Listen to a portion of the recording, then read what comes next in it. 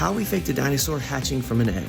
Here at the office, we've always been big fans of Jurassic Park, and in a lot of ways, it's one of the landmark pieces of cinema that has influenced our own style when it comes to visual storytelling. So, in honor of the release of the new Jurassic World movie, we decided to pay homage to the classic that started it all. We pretty unanimously landed on recreating the iconic raptor egg hatching scene from the original Jurassic Park. Now, we didn't have animatronics on hand like they did on sets, so we settled on the next best thing, 3D. Plus, Jurassic Park pretty much invented CG as we know it. However, the problem was that in order to achieve the camera move we wanted and to have a CG egg interact with its environment, there'd have to be a lot of blending involved between a real-world set and our CG props. This is time-consuming, and time was of the essence. We ended up deciding to create the entire set in 3D, and luckily it's all relatively simple shapes and textures, and it didn't take long. However, I did have to run up to his dining room and take photos with my iPhone of various pictures and textures, and then run them through a normal map generator to make their bump maps. For the shot of the package on my porch, I took a photo of a regular Amazon box, then I flew the image into Photoshop and coated the box in stickers and labels littered with Easter eggs that pay homage to the first Jurassic Park. Now, the hard part of the edit was actually animating a dinosaur to hatch from the egg and move around. So what I did was I used a dog preset rig under Rigify in Blender, and I just moved the bones around to fit my raptor. Once I could animate basic moves, I threw that sucker into my 3D egg and created some basic animations of the raptor poking its head through. For the egg, that was a little bit more tricky. Basically, I googled videos of birds hatching and eggs cracking and paid attention to how the cracks and breaks form in the shell. I then subdivided my sphere by like a lot and triangulated the faces to get some jagged edges and created shape keys to control the animations of the shell splitting apart. So we may not have had the animatronics they had back in the 90s, but in the words of Ian Malcolm, life finds a way.